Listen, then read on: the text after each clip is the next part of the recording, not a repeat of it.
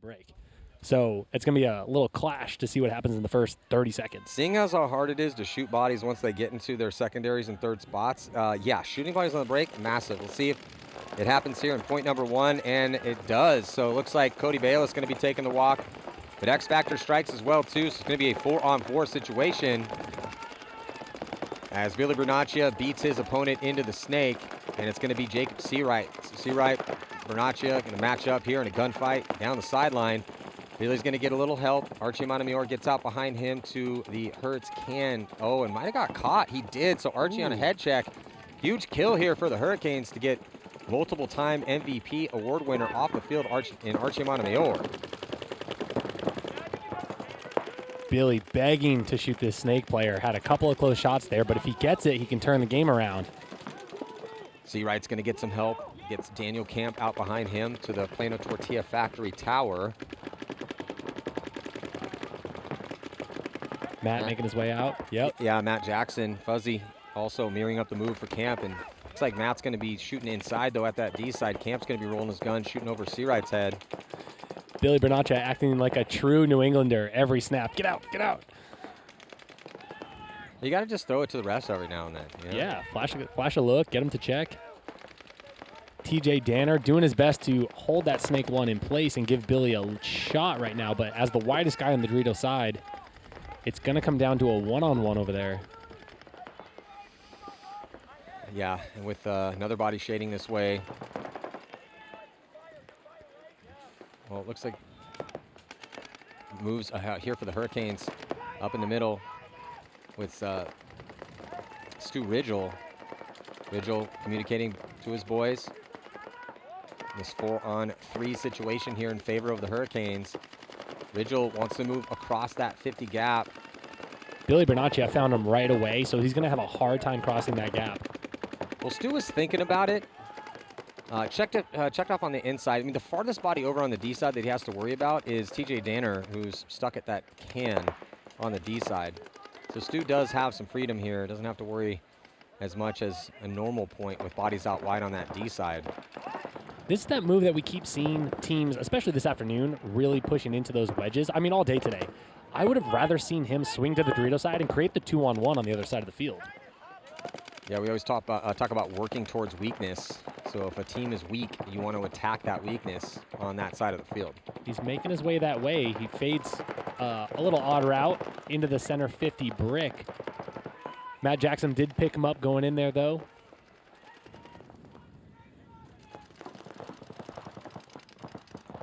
The Dorito player for the Hurricanes needs to get in the game. Yeah, no lead to protect for either squad right now, and a one-body advantage here for the Hurricanes. Got a lot of time to work with, though, so I see the patience. But the Dorito side body way back in D1, no one in front of him. Would love to see him up at or near that 50. He does. So it looks like TJ Danner is wrapping around and trying to put pressure there on, I believe that's Drew Bell. And then Matt Jackson definitely has his gun that way, but that's as far of a shot as you possibly can get on this field from Jackson over to the D side. Yeah, and just a thorn in the side. Trying to get creative in the middle with the Hurricanes, but here comes Billy Bernaccia creeping down the snake. No one looking, and he gets the shot. Great move by Billy, but forgot about the corner. Yeah, Daniel Camp running out and getting the shot in on Billy after he took out Seawright. So trading bodies. 3-on-2 situation now. Good move by Billy. Just got a little greedy after that first kill. Stu comes back over here towards the wedge. Trying to find a way to get an angle on Matt. TJ dips out to D1. Looking inside, so crossing it up here. Last two players left alive for San Antonio XFactor with TJ Danner and Matt Fuzzy Jackson. It's not a bad move. They really need to dig out that center player for the Hurricanes before they can go heads up. Slow movement by the Hurricanes, but slow and smart. And up a body, like you said, lots of time. First point. If they can put this first one on the board, they'll be in a good situation. Yeah, we've just seen a decent amount of high body situations squandered out here by guys being too reckless for no reason. Running referee checking out TJ Danner. Looks like he's still clean. Yeah, this snake 3 for the Hurricanes just pumping a bounce shot off that Dorito side can into TJ. TJ's now going to move up into the wedge as Bell. Oh, but look at this, though. Drew Bell going to be taking the walk, so huge kill I think that was Matt Fuzzy Jackson, coast to coast. And now it's a 2-on-1 again as TJ Danner gets taken out. Matt Jackson gonna have to be the hero here in a low body situation. Not a bad scenario positionally for Matt to pull it off. Yeah, when you're in a low body moment, when it's a 1-on-2, you want them basically lined up in a row. So you just have to win 2 gunfights in a row. This is pretty close. Absolutely, but Matt takes it. That's going to close it out for the I mean, Hurricanes. Shane's way over here, and yeah, you got to believe your boy, but it's like it's being reviewed. It's being reviewed. They're reviewing it. Oh, well, we'll see if the Ironmen do end up having to start with 4. That's not going to be a good look for them. But back to XFactor and the Hurricanes. Hurricanes first into the snake.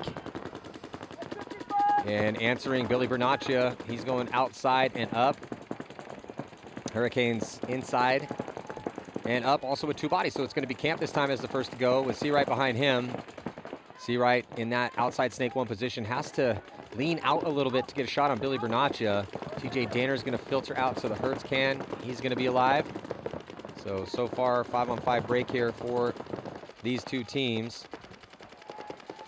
More weight for the offense towards the snake side. You can see there on our overmap with the Hurricanes. No one really out on the D side at all. Closest body is that tower, or so the can. Whereas the Ironmen are all the way up into the mini wedge already. TJ Danner goes back to the back center. Yeah, he was not happy in that Hertz can with the bounce shot coming off the tortilla tower. Yeah, and then Colt Roberts helping out. I'm guessing it's either Silos or Cody Bayless over there. Can't tell. He's completely tucked in. Looks like Colt Roberts.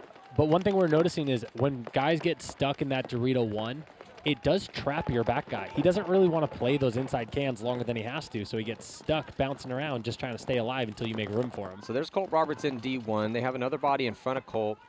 Hurricanes are dumping a lot of bounce shots over here, trying to make something happen. Colt Roberts is going to leapfrog either Bayless or Silos.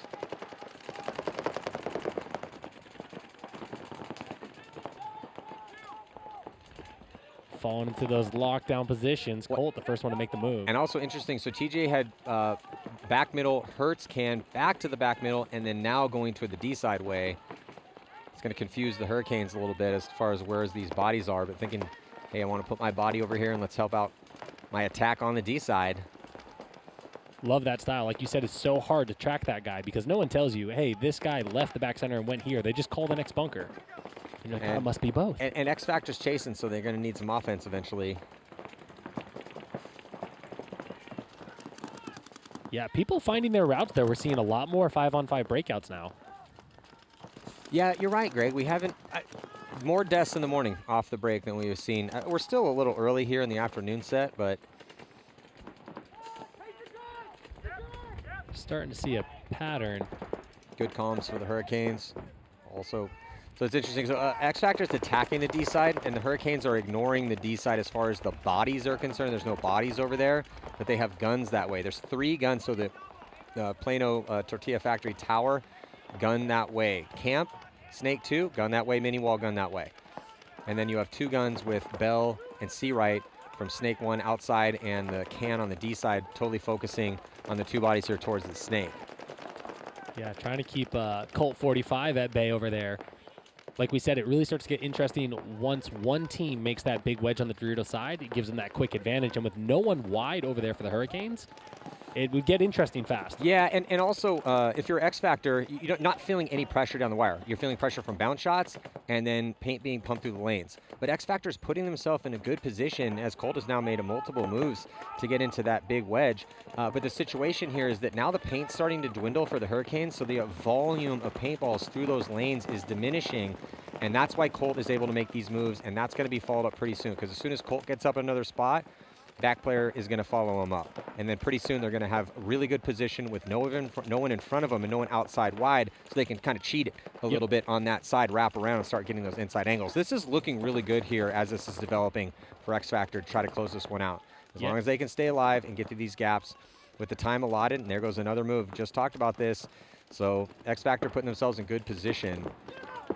Because if you're the Hurricanes, Greg, in this situation with these coast-to-coast shots, you're kind of just begging somebody to make that coast-to-coast gunfight win or catch someone going through a gap. And once you're down to your last pod or two, that just gets a lot harder. Absolutely. And we haven't seen a lot of those really organized two-man operations. It's like the game plan fell into place, then guys start hunting. What Colt, and I think it is Cody Bayless, are doing right now is fantastic, slipping underneath one another while the other one holds in the snake too. And it looks like they're probably going to play leapfrog again, or at least they're working on it. Ooh, Colt Roberts might have caught one, though. And he did, so... Oh, no, that was Silos. Silos. We had it wrong. Yeah, so we did get it wrong. Sorry, Colt. Yeah, Colt's still alive. So it was Silos that leapfrogged. It wasn't Cody Bayless, so Silos gets across, but he catches a bad death out of there. I mean, you're chasing a point. You're trying to make moves through these gaps, but we just spoke on this. This is what the Hurricanes were hoping to happen, is to catch that body. So now you take the one-body advantage. You know that XFactor still needs a point, but XFactor is still some really good spots. Absolutely, and TJ came right up and said, hey, Colt, we're going to try it again. And here comes Colt 45. So Colt now going through that deadly gap, but makes it clean and no one to worry about on the outside, so he can just wrap around that 50-yard line brick. If he can work with Billy Bernaccia over here in the snake too, who is by himself down the wire, he has meter inside of him, but between Billy and Colt, they can really start to pinch that Dorito side can for the Hurricanes. Still 5 bodies alive for the Hurricanes, so they're playing very tight right now.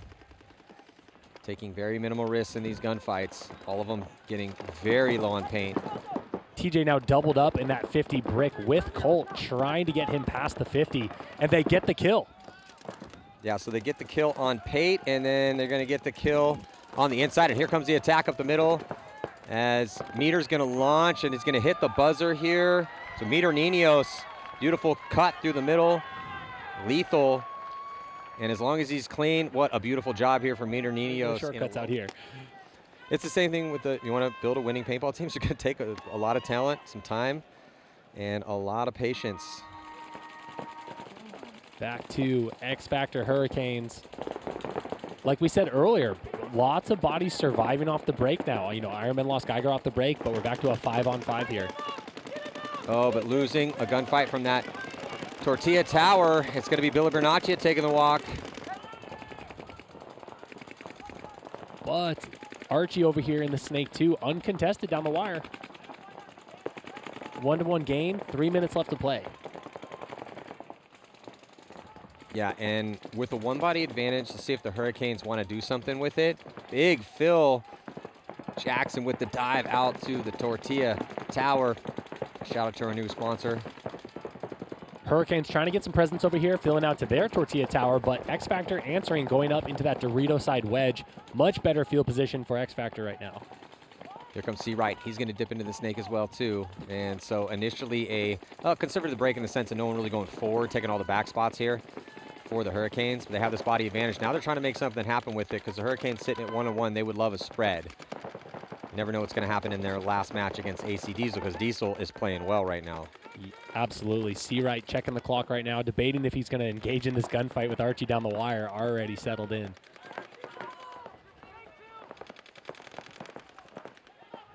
And C. Wright takes it. Greg, C. Wright, high body situation, death out of his spot.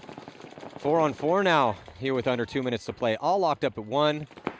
Both teams, well, only one body in the snake structure here for Daniel Camp for the Hurricanes, with Jackson backing up Montemayor. A little bit more firepower over here for XFactor. Now Stu Ridgel's going to dip in there and give Camp some help. Mirrored up with Jackson at the Plano Factory Tortilla Tower. Hurricanes making some adjustments on the Dorito side, trying to have a little more presence over there with XFactor already in the big wedge.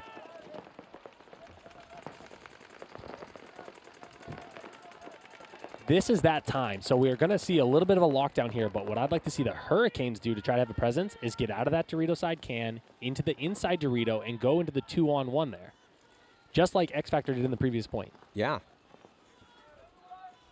Archie getting antsy, looking for opportunities over the top of that snake too. Well, Greg, with the even body count and even score and a minute left, somebody, if they want to try to steal this win, gonna have to have some proactive offense right now, and it does look like Bell is going to try to make something happen on that D side. And he gets it. And he does get the kill on Silos Cortez. So Silos Cortez taking the walk.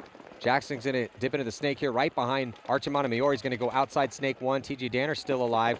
4-on-3 situation in favor of the Hurricanes, but they only have 37 seconds left to try to make something happen. Sturridge's going to roll the dice up the middle of the field, but Archie Montemayor is trying to cut off that lane. Jackson trying to keep that D side from moving up. Jackson is going to do a tactical retreat as they lose Archie Montemayor with just 20 seconds left to go. Hurricanes have a chance here. 4 bodies. They have the bodies to do it, but they have to commit. So they're going to shoot Jackson, and then they shoot Danner, and with 10 seconds left to go, Drew Bell is going to wave everybody off, and actually he's going to walk off dead, and so Warner is going to hit the afterburners to get into gap buzzer and stealing the win with just 4 seconds left to go. If the thumbs up. There it is. Thumbs up, point is good. What an amazing job, Cato Warner, with his new squad, with one of the players from the Hurricanes. Hey guys, we are here with Stuart Richtel. What an exciting finish. Can you tell us a little bit about that? An awesome win against XFactor. Yeah, definitely. We they're a gritty team. We've been back and forth with them throughout the years, and the last point right there. Ultimately, we just kind of connected together to make that close happen. We had a really good team. We played good team paintball. The point before that, it was a grinder. They ended up coming down on us, but luckily that point we just connected as a team, and we were able to split the center a little bit, and then Drew made some magic happen on the Doritos side, and here we go, hit the buzzer right at the end right there and got it. Exciting. So 2-1 going into your final match. What are you feeling? What does the team need to focus on? Yeah, we feel really good about it, but one of the last events, we got really up here after a 2-1 finish. So we realized we really need to stay level right now, and we know Diesel is a gritty opponent, and they have a lot to offer. You really can't roll over on anyone out here or look past them. So right now we're just focused on playing our game, connecting as a team, and we believe if we have 5 alive, we can beat anyone in the world, and ultimately that's what we're looking to do. Awesome. Thank you so much, Stuart. And it's Cabby, and you are watching Major League Paintball.